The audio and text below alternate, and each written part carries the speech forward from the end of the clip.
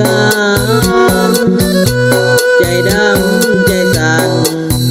ลงขานคือเห็นแบบนี้เจ้าบ่หักอายแล้วหมดแล้วความหักเคยมีบ่คือแต่กี้เดี๋ยวนี้น้องเป็นจังได้ไปอยู่กับเขาน้องคือสิดีไปพบคนดีมั่งมีเงินทองน้องบ่มาหมายปองประคองความหักสองเฮาเจ้าลืมทุกอย่างความหาเคยมีต่อกันน้องมาลืมมัน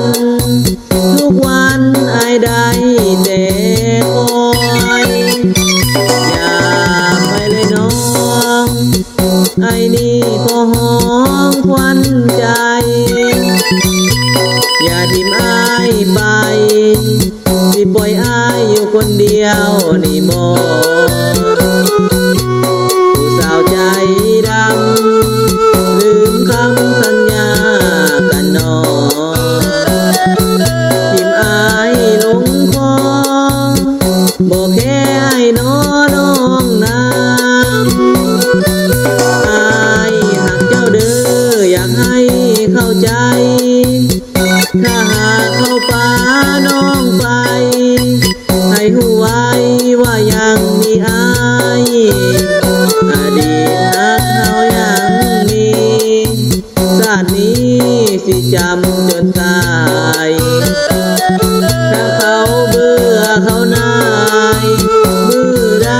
ให้น้องคืนมา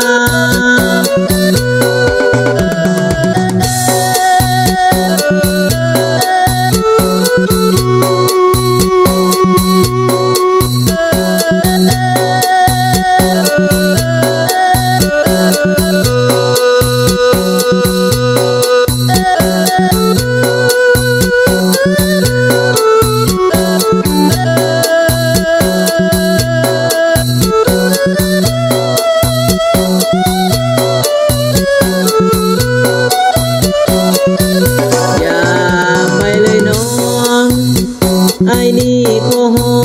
มควันใจอย่าทิ้งอายไปที่ปล่อยอายอยู่คนเดียวนี่บ่ผู้สาวใจด